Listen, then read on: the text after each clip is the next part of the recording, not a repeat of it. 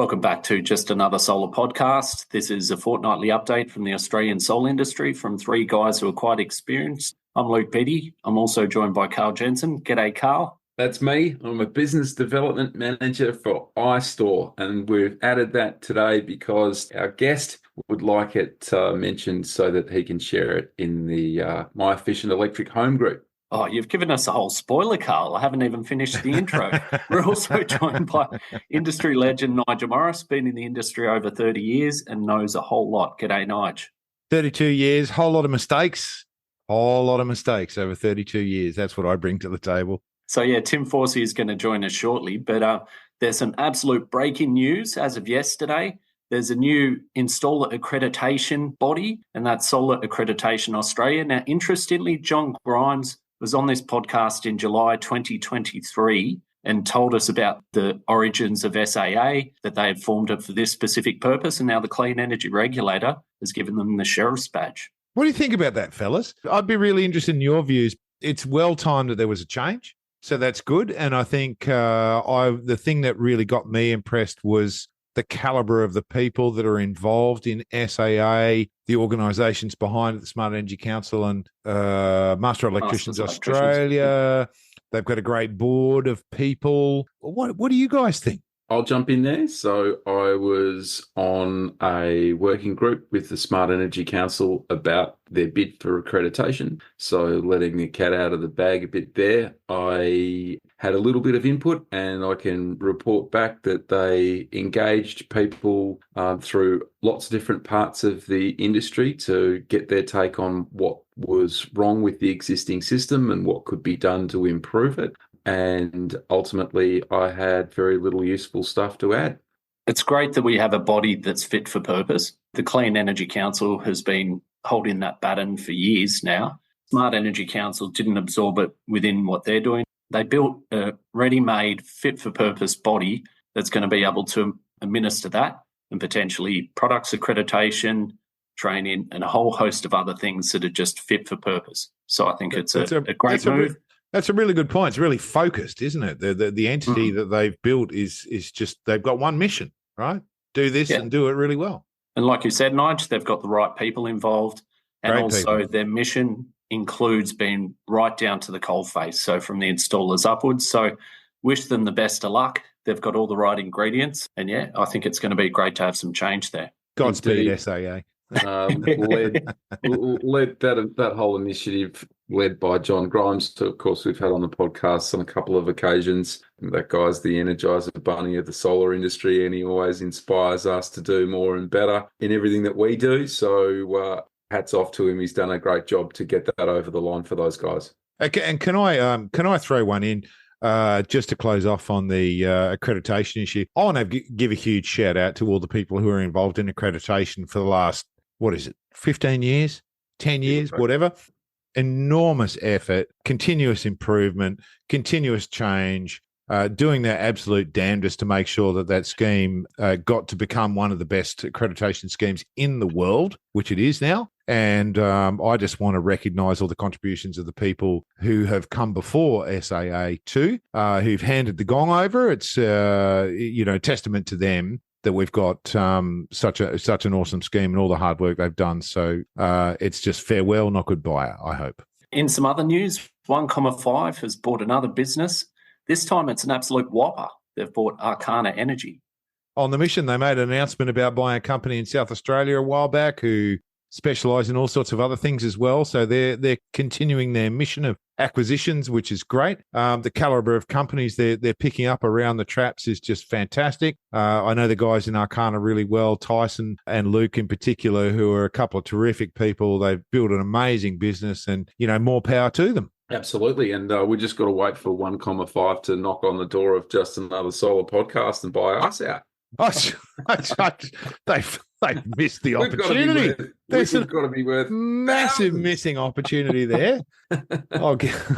Should give them a call on Monday. And other news, the Vic Dynamic Export Control is coming in. Nige, what do you understand about this?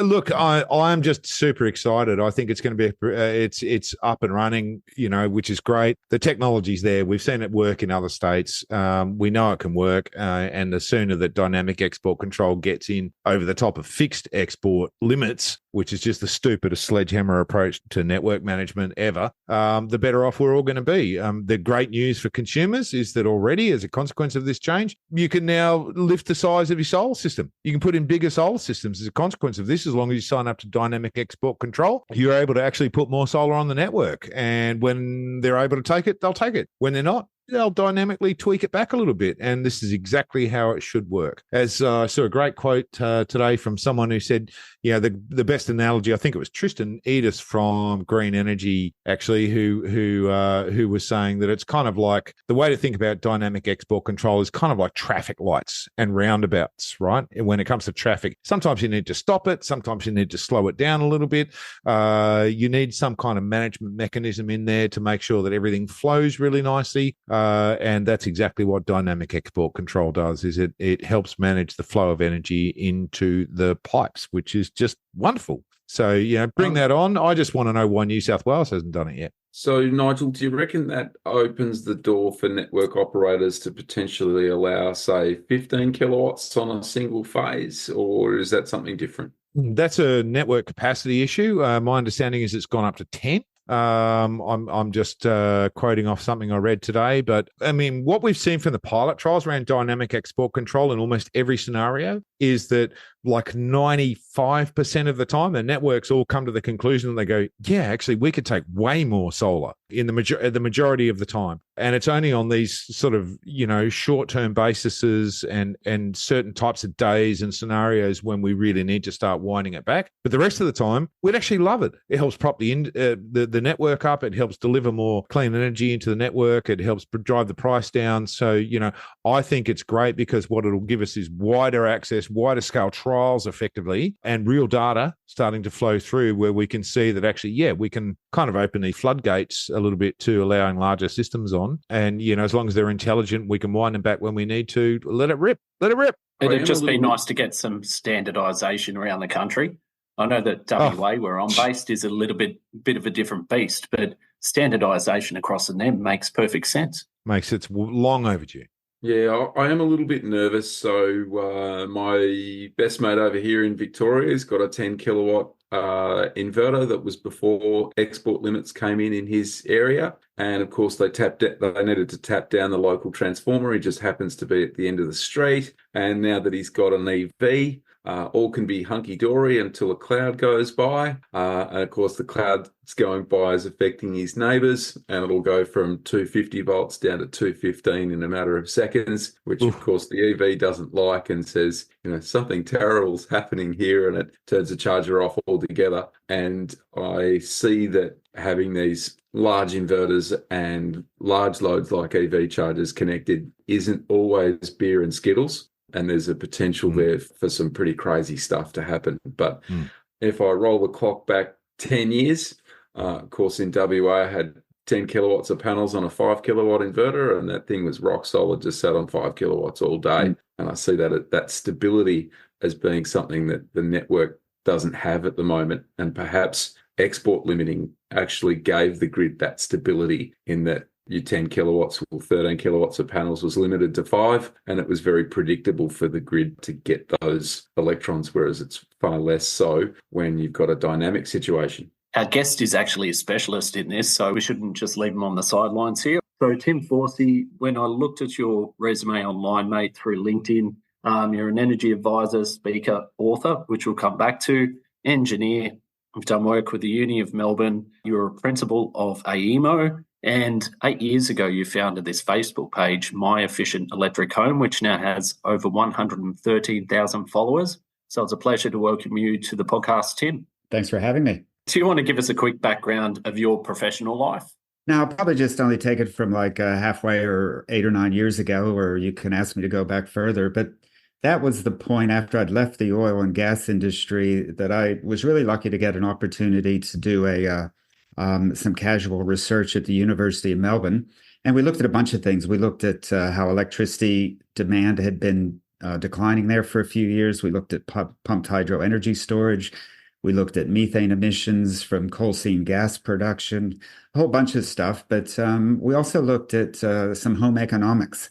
We looked at the cost of heating a home, whether you would do that with gas or with a reverse cycle air conditioner. So this was back in 2015, and son of a gun, at that point, we worked out that people could heat their home. If they were on gas, they could heat it for a third if they started using a reverse cycle air conditioner. And of course, a lot of people now have reverse cycle air conditioners in their homes, but they haven't been using them for heating. They certainly weren't doing that in 2015. And even today, we're still spreading the message that the cheapest way to heat a home is with a reverse cycle air conditioner, shut off the gas.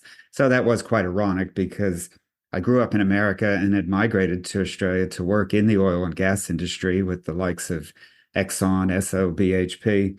And here I am now telling people don't use this stuff because you've got cheaper, cleaner, greener, healthier options. So we did that research at Melbourne Uni, published the report as you do, got some media. But it was like, how can you spread the word a bit further? And my kids said, well, Dad, there's this thing called social media. Have you ever heard of Facebook? And I said, no, what's that? And we started a Facebook group. It ended up being called My Efficient Electric Home, or MEEH. And, in the first year we had like 200 members, but now we'll get 200 members in 2 days coming in. So we get like 100 members a day coming in. We'll hit 114,000 soon. And after that, 115,000. It just keeps going. And it's really good discussion. Some people say it's the best thing they've seen on the social media or on the internet. But if you want to electrify your home, get into this solar stuff, the battery, the electric car is getting off gas, insulation, draft proofing, double glazed windows, summer shading. All those topics are there and get talked about again and again on the Facebook group. So not everybody does Facebook, but for those who do, I think it can be useful. It's an amazing collection of talent, Tim. We seem to have some really good experts. It's great to see experts in fields other than the ones that we already know about. The ones that I find quite interesting are the guys who are in the insulation space and doing that as their business. And before the My Efficient Electric Home group, I never even thought that anyone would ever bother insulating the underneath of their house. So here we are. We've got people doing that and posting pictures of them tearing up their floors and opening up their walls and putting in insulation and tearing out their windows and rebuilding their windows. Of course, that's a bit of an art and a science in itself. So an incredible bunch of people. And the platform itself, Facebook, okay, Facebook probably has some problems, but if I go back to when we started, what did you have back then? Well, you had like the Whirlpool forums, but, there were no pictures, there were no videos, none of that. So Facebook did offer the opportunity for people to post pictures. And I was always getting onto people and saying, come on, show us a picture of what you're talking about there. That'll be worth 1,000 words. And of course, you can upload files and spreadsheets and all sorts of things and links to other information. So it turned out to be a really useful platform. Might as well use the technology. And your own house, Tim, you said that your reverse cycle air conditioners don't use much power than just the fan did for your gas. Yeah, that's right. And look, I wasn't the first one to start to electrify a home. Many had been before me. I'm kind of like a slow adopter. I mean, I don't have an electric car yet, don't have a battery. Got 7.7 kilowatts of solar. But the house has been fully electric for couple of years now, or maybe 2 or 3. But it was, after that Melbourne Uni work, when we identified how cheap it was to heat with air conditioners, and we really didn't have any air conditioners in this Bayside Melbourne house at that time. So why not treat yourself to some comfort for the summertime? Bring in the reverse cycle air conditioners, but put them in a spot where they'll make sense to use them all winter long. So in Melbourne, you might use an air conditioner, 15 days in the summer for cooling, but you can use it for 150 days a year for heating. So you really want to put it in the right spot for that. So we did that, and then we got the hot water heat pump to get rid of the gas, and eventually we got the induction cooktop in and ditched the gas. So the house was off gas. And I've got a chart. I've written lots of articles. You find them published on Renew Economy or Renew Magazine or on the Fifth Estate. And there was one called Home Electrification in one chart. So I show how the gas disappears and how the electricity use hardly even goes up because, as you said there, Karl, an old ducted gas heater will use a lot of electricity just to blow the air around. So if you get particularly a not ducted air conditioning system, just split systems, gee, it's just amazing how little electricity they use. We don't use them for heating much when the sun is shining, so it's not a good match with solar without a battery, but it doesn't really matter because they're not using that much. Tim, I'm really interested in the fact that, you got 115, 120,000 odd people who are kind of engaged in this process because, you jump on social media and you see all sorts of stuff. And, the majority of the time people are on social media for entertainment, right? And then occasionally you see something and you go, oh, that's interesting. I might learn something here. I might learn how to cook something. I might learn how to learn something about a technology or whatever. And you kind of go off down these little rabbit warrens of social media. I'm interested, what do you think the demographic is of the typical MEEH follower is? Is it a swarm of nerds or is it average people just trying to get answers to questions? Yeah, when there was only 20 of us, yeah, it was a bunch of nerds and, like the 4 we have here. But today, first off, unlike this podcast, it's 55% female. And so interesting. I kind of kept track of that. Probably early on it was 80% male, and that just worked its way down. And so now it's 45% male, 55% female. And Facebook does give you the demographics, and so you can see a bit of an age breakdown there. So I'd probably say 45 is the average age. And which countries, Tim? Where's everyone based? Yeah. So it's mostly Australia for sure. And Melbourne is big. And I guess it's because we've got that gas aspect as well that you might not have in Queensland or Western Australia to such an extent. But certainly Melbourne was pretty big and even Ballarat and Bendigo. But all your capital cities are there. But it's largely Australian. We do occasionally get some folks from the US chipping in or from the UK, not as many as what I would have thought. And every country needs a Facebook group like this or 2 or 3, but I don't think they exist. I've never seen anything like this elsewhere. We did have a little spin-off. There is a smaller group called My Efficient Electric Home South Australia, and that's fine because they can talk about, the local situation there and the local vendors and suppliers, et cetera, for South Australia. I thought we'd have more spin-offs. Like I tried to get one spun off like for Canberra, for example, because they do great things in Canberra. But then again, it's not just a chat. It's not just a stream flowing by. It's a searchable database. So, you go to the little magnifying glass thing and I can find posts that I put up years and years and years ago and from other people too. So I call it the world's largest database on this sort of thing. The thing I like about the page is the culture of it and the dialogue. And comparing it to some of the other solar pages, public pages online, the dialogue tends to be pretty respectful for the most part and well moderated, I'm guessing. So how much work goes into moderating the page? Well, I stopped being an admin about 18 months ago because it was doing my head in after about 7 years. So I really got to give credit to the So you've read about 6,000 of Karl's posts before. Yeah. So I got to give good credit to the 6 admins there that are currently running the show, and Richard Keach in particular. He was, after about a year, I asked Richard if he wanted to help out. So, he's another nerd like the rest of us, I suppose, and has done a lot in this space. So Richard's amazing. In fact, Richard and I had a week up at Threadbow staying together in the thing. And, I wasn't an admin anymore. He was, but we'd wake up at 6 a.m. and, he'd get the phone out and, admit some members or whatever. And so I keep asking him, it's not doing your head in, is it? You could move on. But, I guess he's got the mentality. It doesn't bother him. So I do spend endless hours on there for sure, but now it's more just helping people rather than having to admit members and resolve, if somebody reports something, okay, something's been reported, do you delete it? Do you get rid of that member? Or maybe it's okay. And how does all that happen?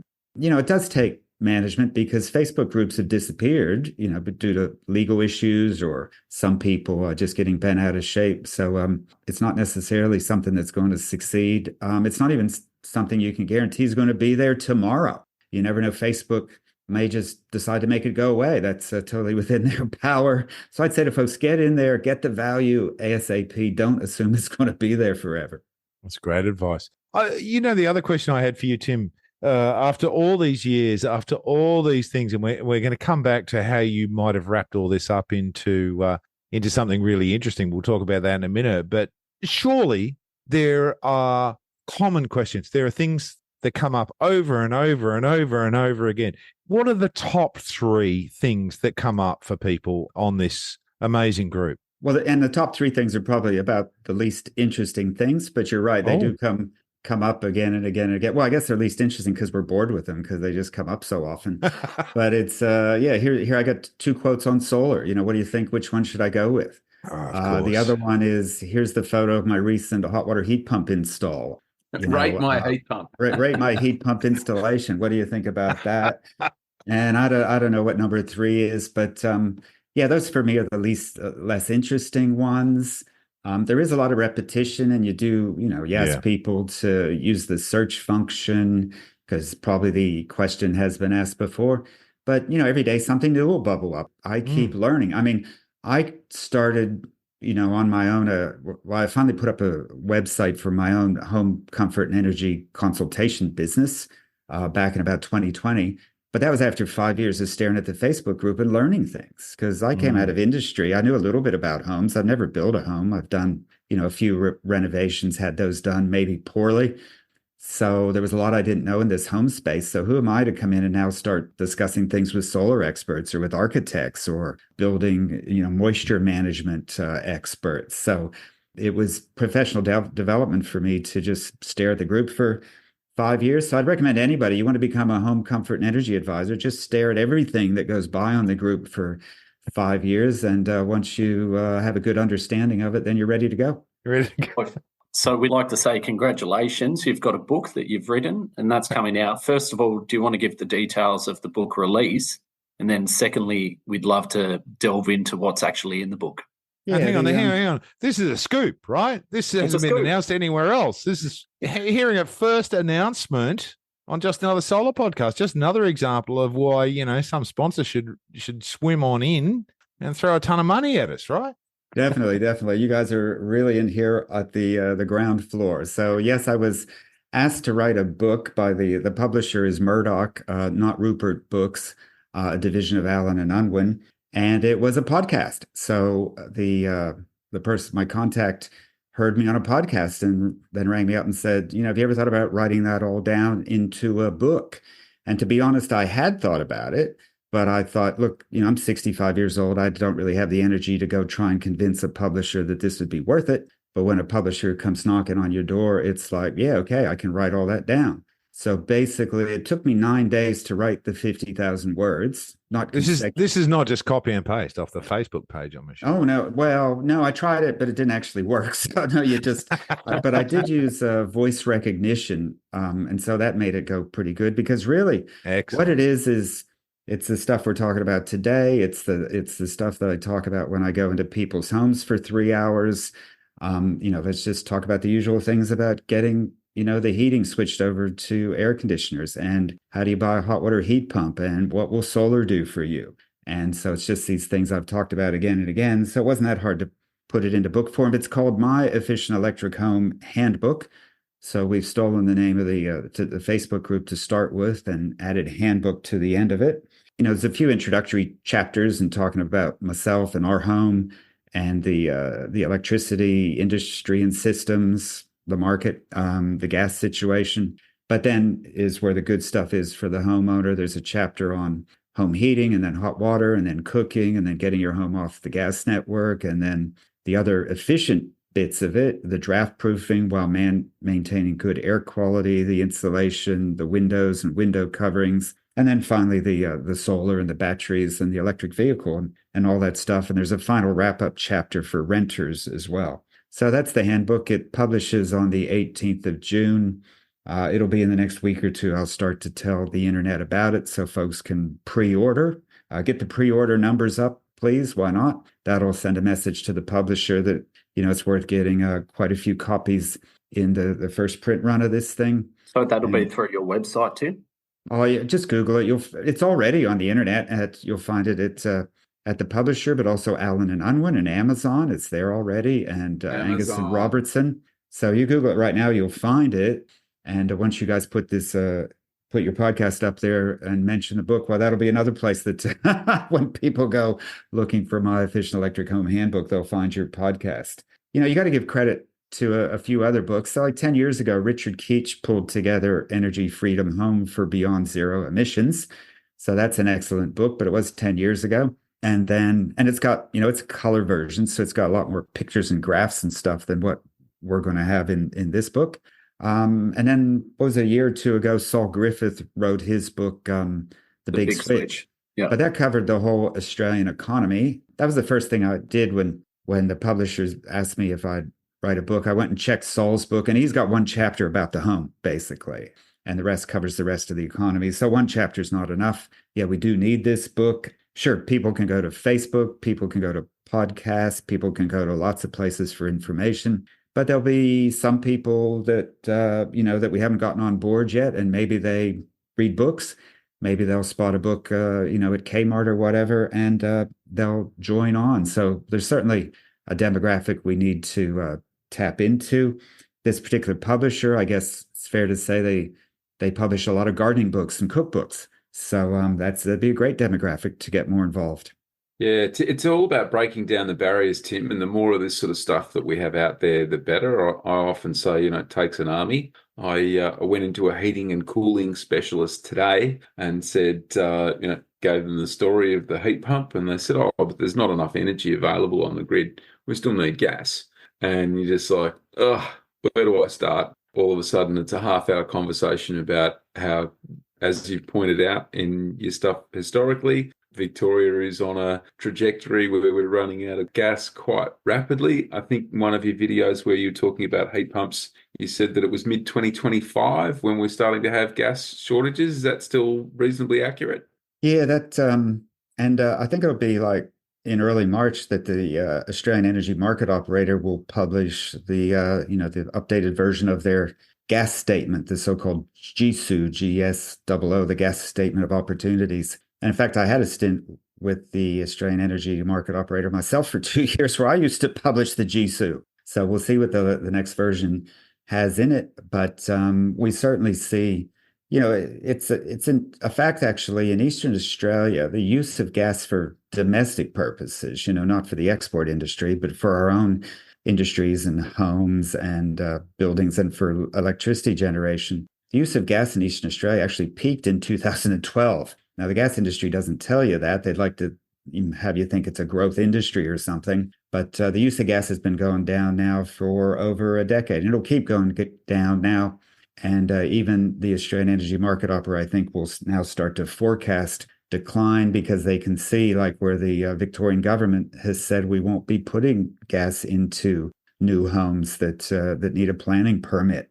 I've done a home consult in the home of the State Energy Minister, Lily D'Ambrosio. A few years ago, she was getting her home off gas. And they understand that the Bass Strait, which is where all the cheap gas for Victoria used to come from, and I used to get on the helicopters and fly out there and visit the platforms. Yeah, you'd look down, you'd say, yeah, there's a lot of gas there. It would be about 60 years worth. Guess what? We're at year 60.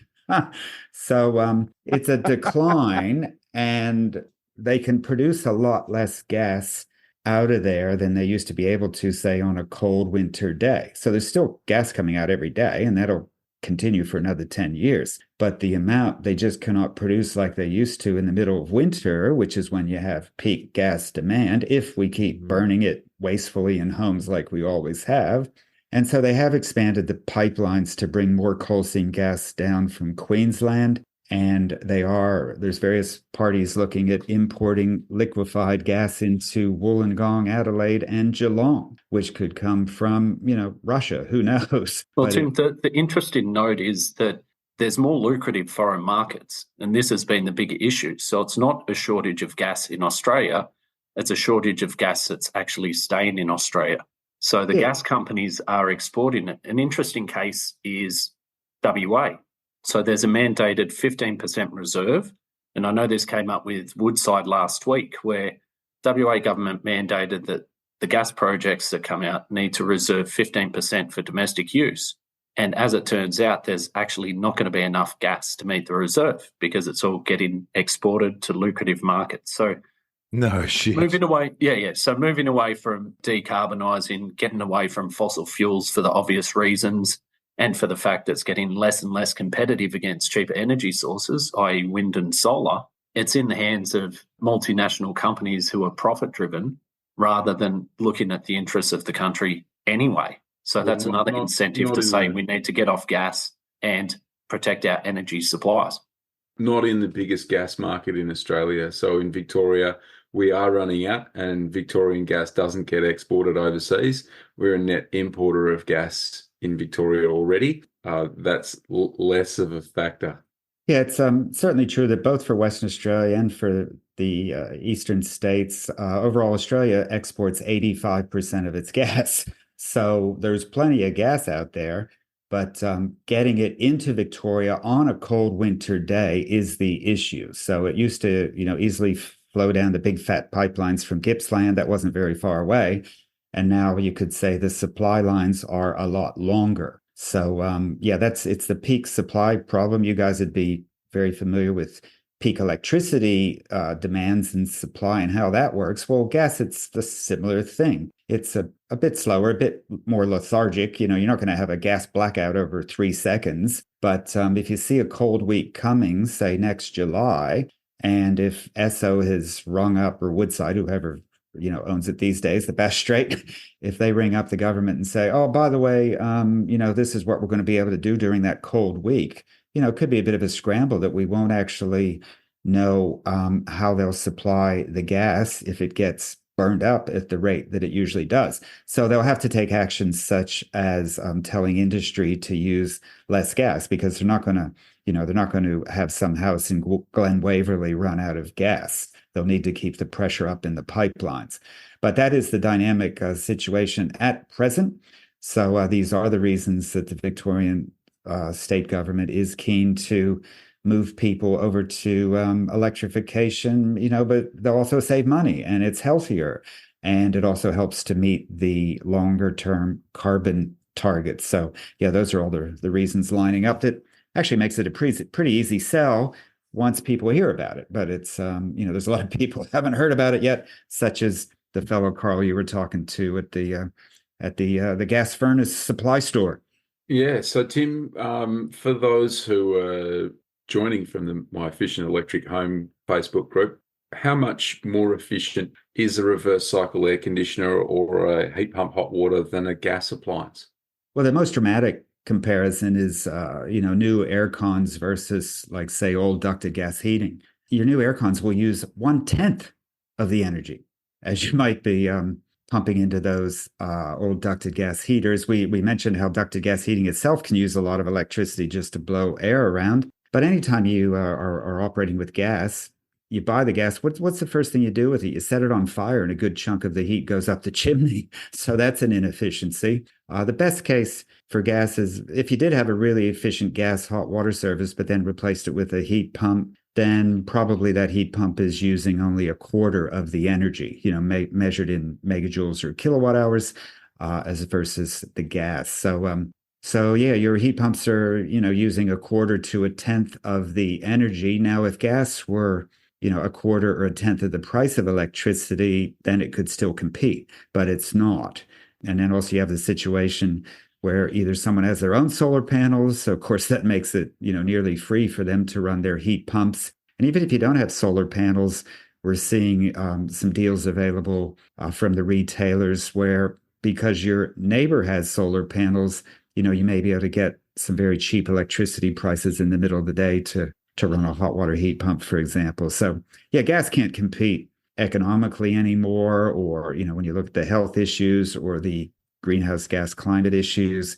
But I guess the kind of the sad thing is, yeah, if we use less gas in Victoria, yeah, you're right, they're just going to export it. So, you haven't reduced the world's emissions at all, but at least we're setting Australia on a better track. So when there's a cost of living crisis going on, Tim, how do we actually solve that problem? I know Victoria's got quite a few subsidies under the Victorian Energy Upgrades Scheme, but we don't often see much about efficiency drives in other states. So I'm always interested in strategies to mobilise that group of 113,000 My Efficient Electric home members to try and push into the other states. I think that a good chunk of that membership probably is based in Victoria. And of course, the message needs to go out to 28 million people. Yeah, I mean, I'll tell you a sad story. Like a young couple, was aware enough to have me into their house to do a consult, and maybe they were on My Efficient Electric Home, but even there, it's possible to just poke in there from time to time and miss the most important messages. So I'm sitting there on their couch, and I already knew the answers to the questions, but I asked them anyway. I said, "Okay, how do you heat your house?" And they said, "Oh yeah, we're using the ducted gas heater." Of course, I'm looking at this massive reverse cycle air conditioner hanging on the wall right in front of me there in the lounge room. They said, yeah, we use the ducted gas heater. But, we were really lucky because the ducted gas heater died, and we were able to use the reverse cycle air conditioner for 3 weeks while we spent $5,000 to replace our gas heater. And so, of course, I had to tell them, the reverse cycle air conditioner will give you heat for a third the cost. So, stop using the gas heater that you just spent $5,000 on. Oh, no, really? And, so then, of course, people want to know, well, can I sell that gas heater to someone else? And I'm like, well, you can have it thoughtfully recycled. That's about what it's good for at this point. Oh, my goodness. But stop using it. And then you run into the sunk cost fallacy where people are like, well, I just spent a lot of money on it. I should use it. But you don't do it because it's costing you every single day that you keep using it. And, like with the hot water heat pumps as well, people will say, oh, I've got gas hot water. It's not that old. I'll probably just keep using it. And it's like, no, get rid of the thing. There are some subsidies and rebates, renewable energy credits, all that stuff that's available today and might not be available there next year, the year after that. But anyway, in the meantime, you're paying too much for hot water. So make the switch now. There are, other people in this space that say, oh, wait till your appliance dies. No, I'm not into that. I'm like, you probably already have a reverse cycle air conditioner, so use it. You don't have to wait for your gas heater to die before finding some batteries and putting them in your remote control and finding the heat button on your air conditioner for the first time. And same way with the gas hot water. Be done with that. Get the heat pump in. You probably already have solar panels as well, so that's the cheapest hot water you can get. And then, of course, we're finding out that we've been poisoning our kids and giving them asthma with gas cooking, so you wouldn't want to hang on to that either. So, big savings. I guess the story. Some of the research said it could be equivalent to passive smoking. Yeah, that's right. So you really don't want that in your house anymore. You don't have to. I mean, my grandmother used to cook on coal. But we don't cook on coal anymore or wood that much. So now it's time to move past the gas as well. In our own home, we still have an electricity bill of about $700 a year. Like I said, I don't have a battery or an electric car yet, but we do have an electrically heated spa. But if we'd never made the changes we've made to, improve draft proofing, insulation, the windows, and plus get off all the gas and put in 7.7 kilowatts of solar, we'd be spending like $3,700 a year on energy instead of $700. So that's the money we're saving. And others like Renew and Saul Griffith and, when we were at Melbourne Uni, we've added up these numbers lots of times. Yeah, there's a lot of money to be saved. Well, Tim, you probably haven't seen it, but Luke over in WA, they have gas bayonet fittings in their houses. And people used to have literally a gas heating appliance that plugged into the bayonet fitting. So all of the flue gases were exhausted into their living spaces. Admittedly, they only heat for, a week in winter over in WA? Maybe a couple of weeks, Karl. But that's going to be less and less. I mean, the climate change is happening. This is definitely the hottest summer I've ever experienced. I've been in WA for 14 years, and it's been heat like no other. Forecast days at 45 degrees, 2 of them recently. Couple of days at 43 degrees. The climate is changing, and that's probably the biggest incentive, not just ROI, reducing energy costs, but the biggest incentive is to do what we can to reduce carbon emissions and try our best to save the planet.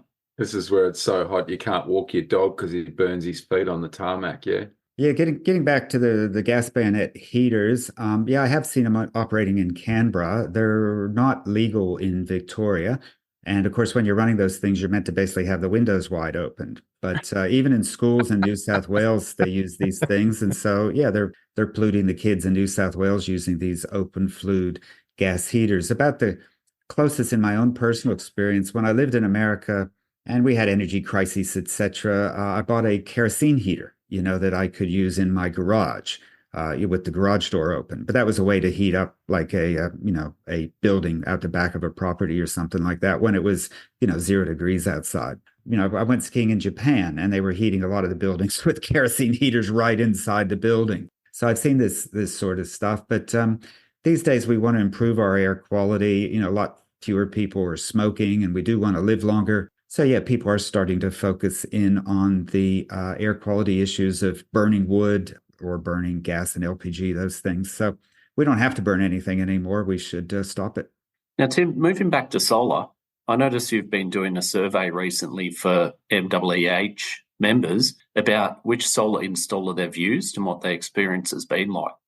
Yeah, I'm really surprised after 9 years. I hadn't done this before, but last night for the first time, I put up a post and said, if you're happy with your solar, experience, then tell us who did it and tell us where you're at. I asked them, to respond if it was in the last 5 years, because things can change. And very quickly, we had 100 different responses there. So I think we've pretty much got, 95% of the Australian population covered. If you don't know where else to turn to try to understand who you might get good solar equipment and an installation from, well, then at least there is that post there at My Efficient Electric Home where you can see people who are happy with what they've got. And with Facebook, I created a hashtag. So it's hashtag MWEH product installers recommendations. So there's a hashtag. And so we'll probably do a similar thing with hot water heat pumps or with home energy assessors or insulators or something like that. Or choosing tariffs. Tim, please, Tim. So many. I spend so much of my life answering questions on your wonderful Facebook page about how to choose the right tariff.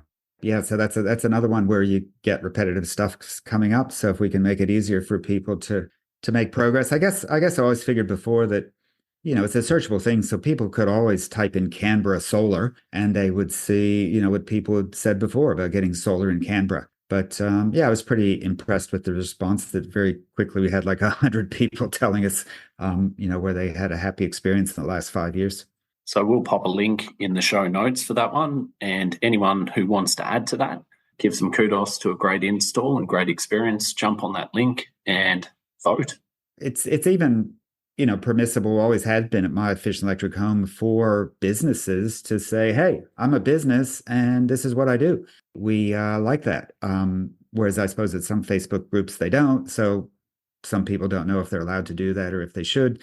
But yeah, how would we know what's going on out there in the market if we didn't have businesses tell us what they're doing? And even in that little recent post, sure, if you're a business and you want to vote for yourself and say, I'm a great solar installer, sure, go ahead. But, be transparent about it. Don't try to hide as some other entity or something and offer a good review. Just tell us who you are and you think you're pretty good. That's fine. People can look at that. They can make up their own minds. They can search the group to see if your company name has ever come up before and if the people were happy. I know there's a lot of other reviews out there, Google reviews, whatever, but I guess we've got kind of a curated community here at My Efficient Electric Home where maybe some of the advice is better and maybe a bit more transparent than some other places.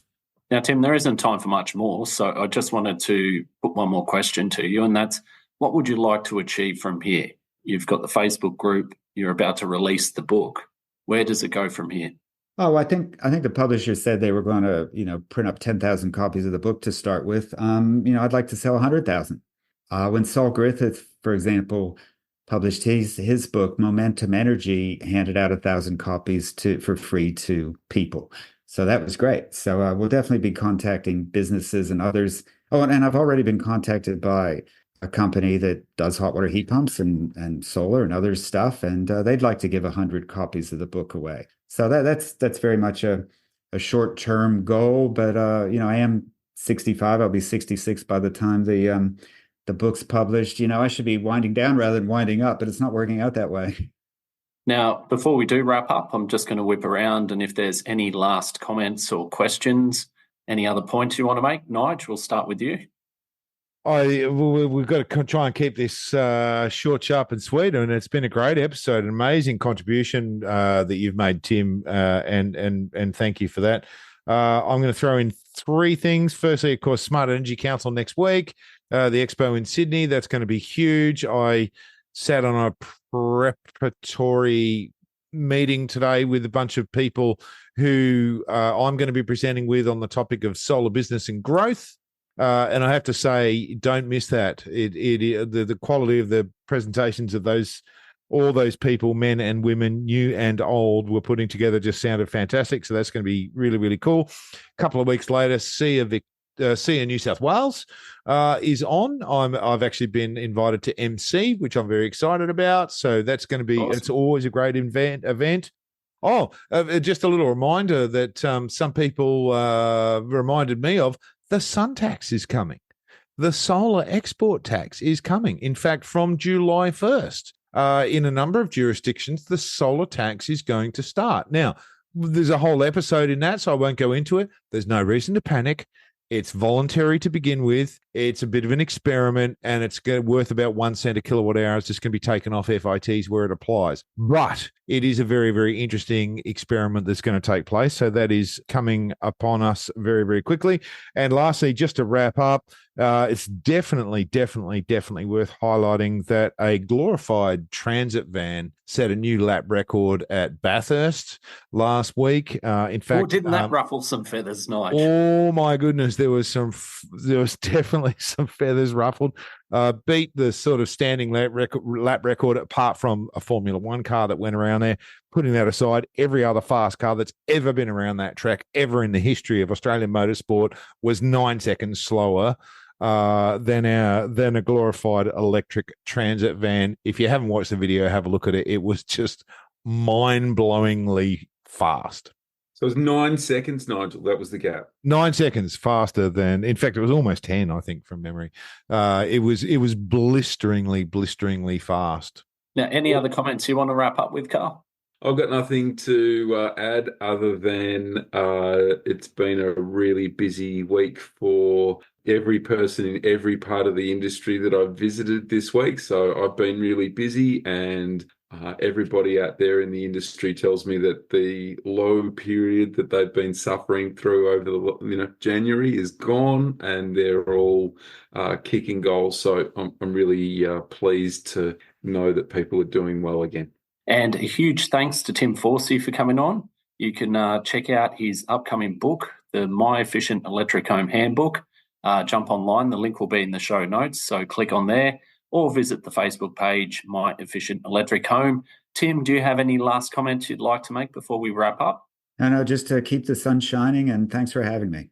And thanks to your listeners, new and old, to your solar guys. Thanks for subscribing, giving feedback, sharing it around.